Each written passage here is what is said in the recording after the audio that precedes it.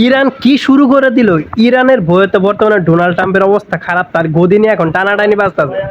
এখন Donald Trump কিন্তু একটা জিনিস অবশেষে দূর চাপিয়ে দিছে তাদের পররাষ্ট্রমন্ত্রীকে, যেগুলো সব পররাষ্ট্রমন্ত্রী করতেছে। চিন্তা করা যায়, ডোনাল্ড ট্রাম্প আজকে এক কথা বলে, কালকে এক কথা বলে। আরো কিছু দিনের মধ্যে ইরানের জন্য আরো ভালো ভালো কিছু সুখবর পাবেন। বর্তমানে ইরানের হুরমুজ প্রণালী দিয়ে একটা করে জাহাজ যদি তেল নিয়ে যায়, প্রতি জাহাজ প্রতি 24 কোটি টাকা করে দিতে হবে। চিন্তা করা যায়। তবু এই 24 কোটি টাকা সর্বপ্রথম একটা জাহাজের টাকা থেকে তুললো জাপানের কাছ থেকে।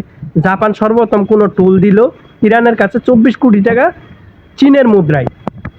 অলরেডি ইরানের সাথে আরো 20টা দেশ যোগাযোগ করতেছে হুরমুজ প্রণালী দিয়ে তেলবাহী জাহাজ 24 কোটি টাকা করে দিবে ইরানকে।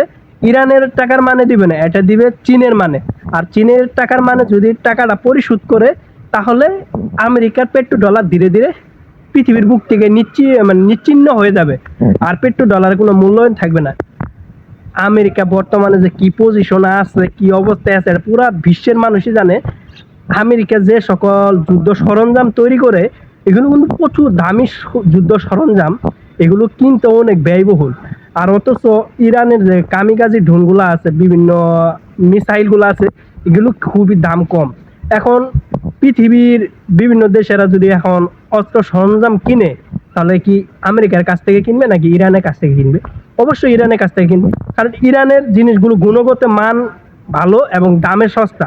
তাহলে দেখেন ইরানের এই কামিকাজি ড্রোনগুলো, বিভিন্ন হাইপারসনিক মিসাইলগুলো দেখেন, আমেরিকার বিভিন্ন থার্ড মিসাইল থেকে শুরু করে, আয়রন ডোম থেকে শুরু করে সব কিছুরে কিন্তু কাবু করে দিয়েছে এই সিম্পল ইরানের কামিকাজি ড্রোন।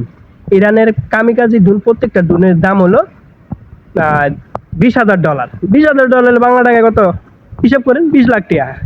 তাহলে আর কি?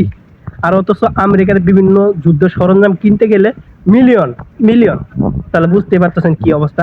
এখন যদি এই আমেরিকার সাথে ইরানের সংঘর্ষটা যদি বন্ধ হয়ে যায়, আমেরিকার যে দাদাগিরি আছে পৃথিবীর বুকে, যে অস্ত্র দিক দিয়ে যে এত বড় একটা বাণিজ্যিক করতো, এই বাণিজ্যিকটা কিন্তু বন্ধ হয়ে যাবে। কারণ আমেরিকার যে যুদ্ধ সরঞ্জামের জিনিসপত্র যেই কিনুক না কেন, প্রচুর দামে কিনতে হয়, মিলিয়ন মিলিয়ন।